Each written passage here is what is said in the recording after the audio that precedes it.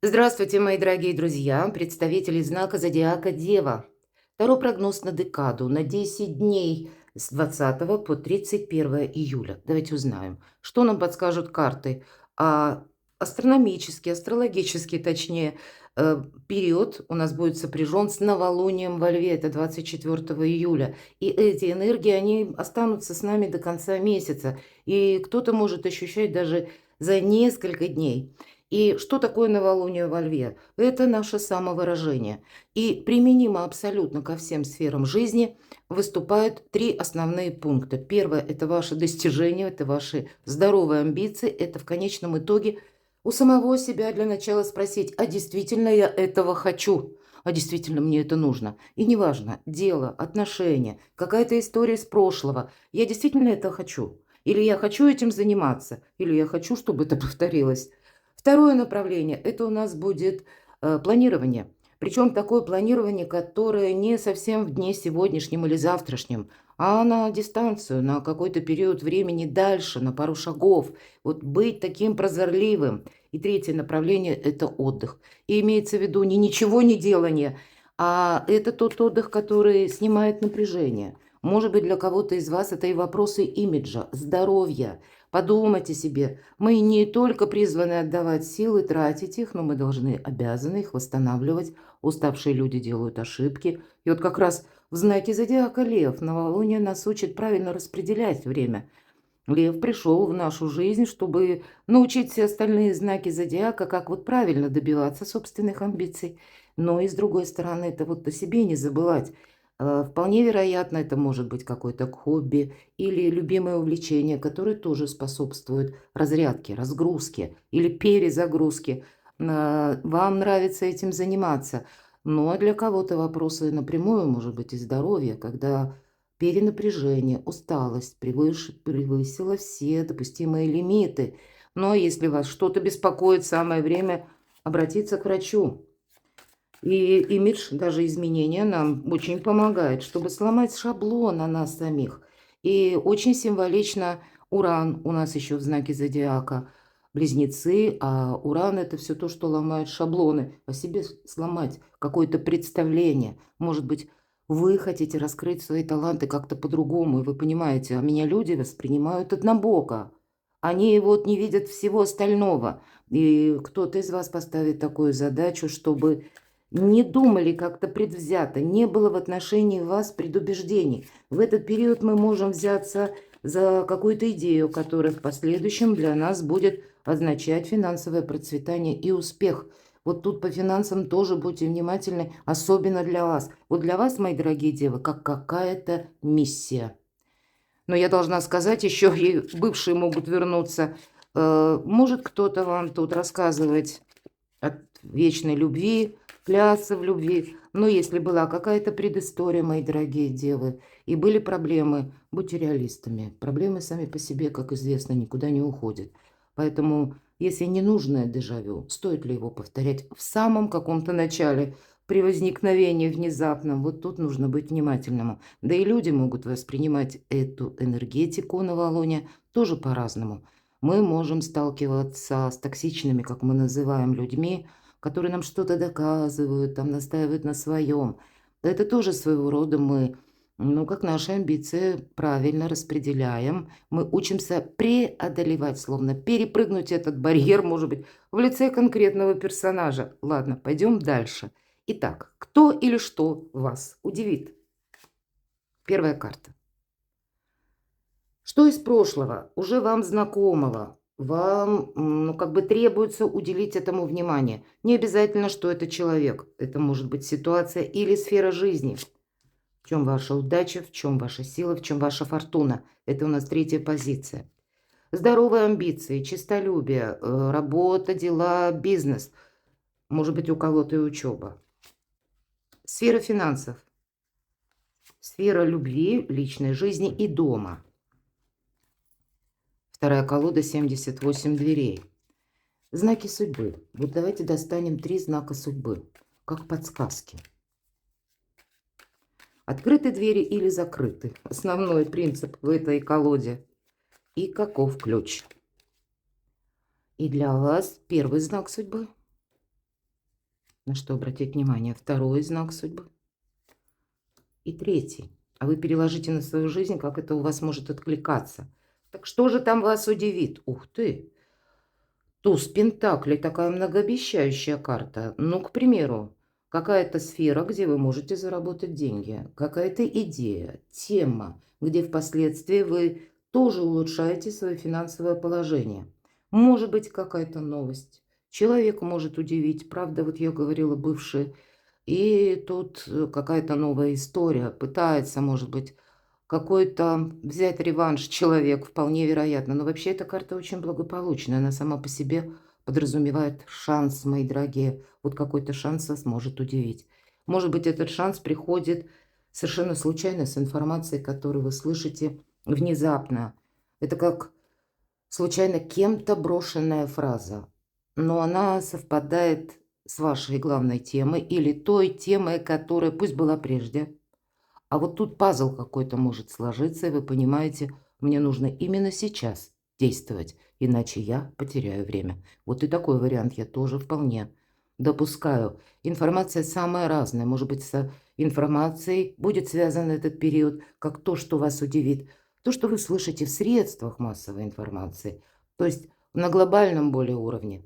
Но это, опять же, не забываем возможности. Поэтому возможности, если приходят, мы знаем, кое железо пока горячо. Каким-то образом, не просто так, вы что-то услышали или вам что-то предложено. Скорее всего, обратите внимание или уделите внимание этому, потому что, ну, какое-то продолжение может быть, это точно. Потому что эта карта, повторюсь, она несет позитивное начало. Именно начало. Мы еще пока можем не видеть, какое продолжение. Ну, значит, либо человек, либо событие, либо новость, информация вам зачем-то нужны. Ну, повод удивиться явно будет. Что же там из прошлого? Еще одна карта скорости. Вы набираете темп. Вообще, есть колоды, восьмерка жезлов трактуется как трансформация, мои дорогие. Какие-то метаморфозы могут быть. И когда вам придется, возможно, быстро собраться, куда-то поехать, отправиться, как и согласования какие-то проводить, встречи или вопросы, связанные с переездом. Может быть, у кого-то это просто путешествие, знаете, как по чиновникам. Оформить те или иные документы, и вы понимаете, ага, вот сейчас самое время. Отложу на потом, ну все. Или положу в долгий ящик и потом забуду, и сам себя начну корить. Или просто упущу время. Приготовьтесь к тому. Пусть в эти 10 дней, в эту декаду один какой-то момент будет, пункт, когда, правда, какую-то рутину нужно оставить и переключиться на другое дело. Может быть, и завершить что-то, или разобраться с каким-то вопросом. Возможно, важная встреча с каким-то человеком, она тоже тогда должна состояться.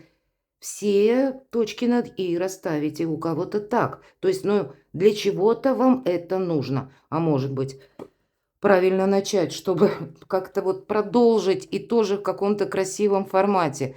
Все же мы все разные. И бывшие могут возвращаться, и тут ведь тоже у каждого своя история. Может быть, я допускаю, ведь все вот эти две карты, которые вам выпали, они несут позитивное начало, мои дорогие, правда? И они несут добрый смысл. Поэтому я бы сказала, тут от чего-то не отказаться нужно. Может быть, и придется реструктурировать, скажем так, свой день. Вы уже могли построить какие-то планы, а тут придется что-то переиграть, переделать. Давайте узнаем, в чем же ваша фортуна. Да точно. По восьмерке пентаклей есть такой смысл. Работай, у тебя все получится. Или продолжай. Я люблю часто эту фразу повторять. Она многое передает. Продолжай. Или ты победишь, или у тебя не хватит терпения. Вот, видимо, усталость-то, конечно, может быть тоже, потому что много драйва, много и как информации, и, может быть, и работы, и перемещения. Сам по себе период 10 дней до конца июля очень активный. Но это одна из лучших карт в колоде на деньги, на дела, может быть, и на учебу. И тут действительно какой-то прогресс вот во всех этих сферах. То, что касается ваших амбиций, ваших, может быть, документов важных, которые вам необходимо составить, заключить, подписать.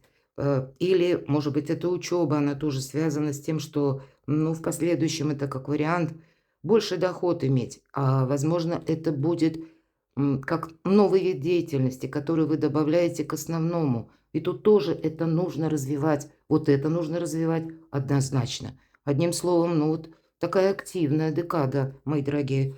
Дела, работа, бизнес. Да вам что-то нравится. Вы посмотрите, 2 волшебных туза. Я должна сказать, у кого-то личная жизнь будет. Может быть, даже предложение руки и сердца. Ну, я не говорю для всех, понятно, мы все разные. Но у кого отношения к этому идут, как бы укрепляется ваш союз, я вполне могу допустить, что вы задумаетесь, как это оформить ваши отношения де юре. И вот этот туз кубков, у нас изображена лучезарная дельта. Видите, да, мы говорим планирование на пару шагов вперед. И, кстати, в этой колоде ее прорисовал Чиро Маркетти. Он очень хорошо знает символы. И как-то много символов. У него много разных колод. Мне они все нравятся. Но вот здесь, в этой карте, нам, как и лучезарная дельта, это мы с вами сказали о планировании, а еще он нам показывает рыбы, обратите внимание. И рыбы – это 2 еще направления. Первое – перемещение, переезды. Как известно, сам по себе символ рыбы – это 2 рыбы, плывущие в разные стороны. Вот есть какая-то, может быть, неопределенность, да, если мы про разные стороны. Или когда вам придется делать выбор, в какую сторону буквально плыть, идти, двигаться, выбор есть. Но, или, может быть, даже это будет, как знаете, все же у нас июль, у кого-то время отпусков, куда вы хотите переместиться, может быть, на время восстановить силы, у кого ретрит, у кого путешествие. То есть тут перемещение тоже может проиграться, но и в целом это какая-то стратегия, тактика, которая ведет к деньгам. Это еще одно значение тоже как знака рыб. Поэтому и эмоции, безусловно, поскольку у нас туз кубков, эмоции через край. Это любовь.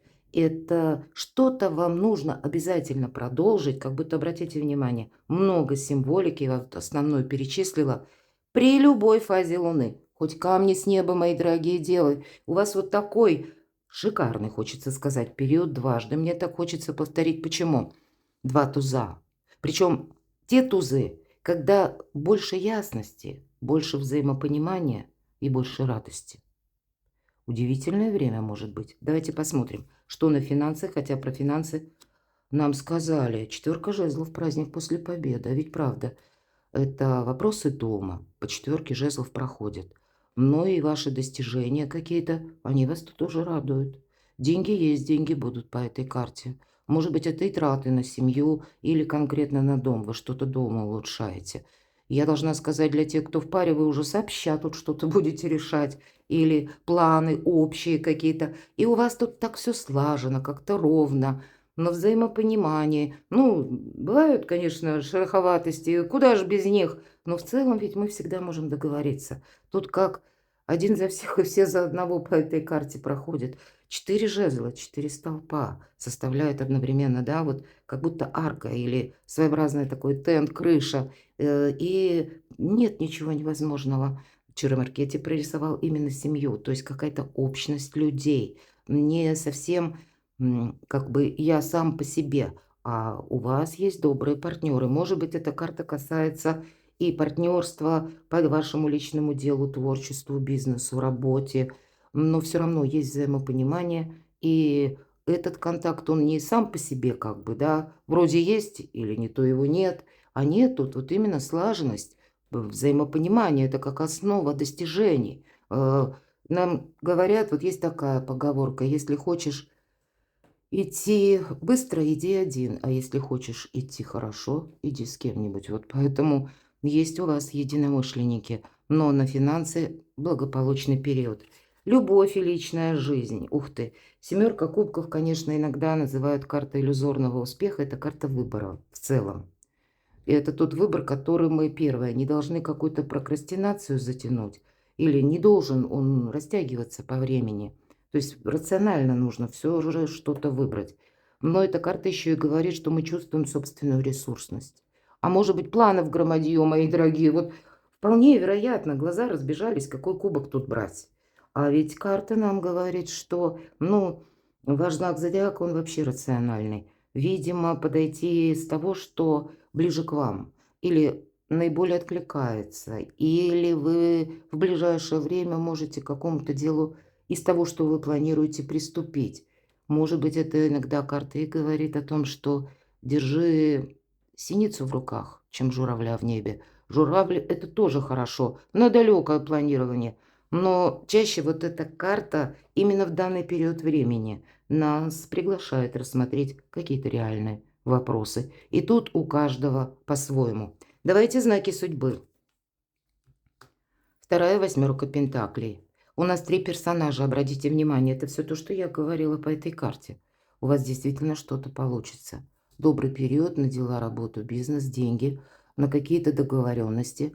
Значит, вы сумеете как-то обосновать, найти правильные слова или, может быть, даже с людьми сложными как-то договориться. Эмпатия где-то вам, дипломатия, безусловно, помогает. Но по большому счету, вот как в этой карте, знак судьбы, 3 персонажа.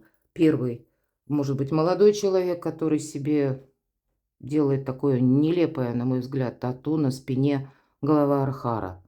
Девушка молодая, неформалка, которая наблюдает через стеклянную дверь и думает, вот что она думает, тут тоже интересно, да, так тебе и надо, обозначил себя или стоит и думает, а зачем все-таки, да, ну вот кто бы тут что ни думал, главный персонаж– это мастер. Обратите внимание, мастеру вообще все равно, что о нем думают, что там захотел его клиент. Может быть, и мастеру это тоже несколько кажется нелепым, но желание клиента– закон. Сейчас было бы желание, пожалуйста, любой каприз. Он специально оставил в своем кабинете или поставил двери со стеклом. Может быть, это как реклама, будем говорить, вот как реклама, подумайте об этом, потому что у вас и новолуние во Льве– это возможность быть популярным. А для вас, мои дорогие девы, ваша миссия, я уже не останавливаюсь на подробностях, но для большинства из вас именно вопросы имиджа вашей популярности до конца 2025 года помогают как будто во всех сферах жизни. И договориться, и, может быть, сломать этот шаблон. Так вот, возвращаясь к нашему мастеру, он специально демонстрирует, оставил стекло или поставил его в двери, чтобы могли наблюдать, пожалуйста, то, как я занимаюсь беспристрастно этой работой. Ну, может быть, кто наблюдает из любопытства, это своего рода привлечение клиентов. Поэтому, действительно, хоть камни с неба, а у вас все получается. Вот такой знак судьбы. Но в то же время мастер ведь он безмолвствует, он просто вообще как будто не имеет или не выказывает своего отношения, или не определяет плохо, хорошо, черное или белое. Он на своей волне. Где-то этот знак судьбы и вам говорит, будь в тех же энергиях, вам это буквально помогает. Второй знак судьбы вообще очень как-то, знаете, красиво. Восьмерка пентаклей, и еще одна восьмерка, как бы удваивается это значение, и дальше переходит в девятку пентаклей. Карта самодостаточного человека, карта изобилия, где-то процветания. И эту дверь вы открываете сами. Вы открываете сами и кому сочтете нужным. И если мы про достаток, то с деньгами я уже сказала. По крайней мере, в разрезе этой декады здесь, даже если были какие-то минусы, вы можете решить, как и минусы, и обернуть себе в плюсы. Или начать какую-то тему, дело, идею, может быть, которая для вас как финансовый расцвет. Вот я смело об этом говорю. Не упустите, мои дорогие девы. Пусть первая карта туз пентаклей– это как зернышко. Зернышко, которое посадим в землю, а потом получим денежное дерево. И вот все карты продолжают эту тему. И причем восьмерка жезлов говорит, не теряй ни минуты. У вас 3 таких восьмерки. Примите к сведению. Какой-то ваш проект может быть как марафонский забег на долгий период времени. И это будет развиваться с геометрической прогрессией. Девятка пентаклей завершает вот эти, ну вообще даже 5 карт, посмотрите. Удивительно. Все имеет свой смысл. У кого-то решение может быть вопросов по части жилья. Но вот ваша ресурсность от начала до конца, это для вас, по крайней мере, в эту декаду, это альфа и омега. И ресурсность в конечном итоге нам показывают в виде пентаклевых карт, правда? А вообще ведь это ваше время, это ваши таланты, которые вот надо подумать, как раскрыть. Это ваша экспертность в вашей профессии или то, чем вы занимаетесь. Вот пришло время заявить о себе, перевести свои навыки на какой-то более высокий уровень, о себе, может быть, заявить миру. Подумайте, волшебное время. Третий знак судьбы для вас, мои дорогие девы. Рыцарь кубков. Ну, может быть, у кого-то тут и будут такие люди, которые начинают за здравие, хотя сама по себе карта шикарная, потому что карта больше о хорошем настроении нам говорит, о том, что кто-то нам может говорить комплименты, дарить подарки, но я не исключаю, что кто-то может и льстить. Почему я так говорю?